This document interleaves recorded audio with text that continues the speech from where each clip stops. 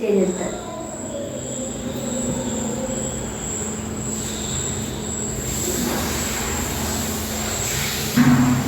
ും അതേപോലെ പെൺകുട്ടികളുള്ള അച്ഛനമ്മമാരും മാത്രം കണ്ടോട്ടെ, പ്രത്യേകിച്ച് അച്ഛന്മാരോടാണ്. അതായത് പെൺകുട്ടിയുടെ ലൈഫിൽ ഒരു അച്ഛൻ ഇത്രത്തോളം ഇമ്പാക്ട് ഉണ്ടാക്കുന്നുണ്ട്. ഇത് വായിച്ചപ്പോഴാണ് എനിക്ക് മനസ്സിലായത്. ഞാൻ ശരിക്കും കിട്ടി, ഞാൻ പറഞ്ഞതല്ല കേട്ടോ.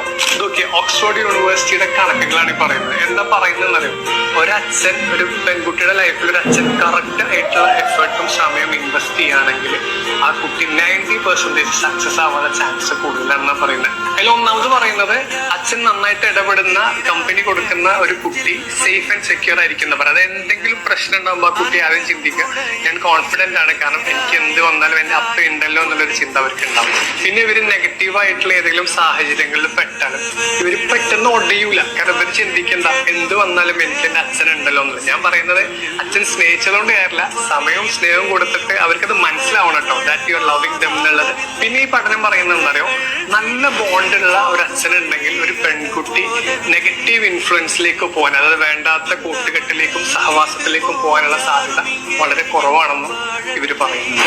അതിൻ്റെയൊക്കെ അപ്പുറത്തേക്ക്, അതായത് ഒരു മനുഷ്യന് ഏറ്റവും വേണ്ട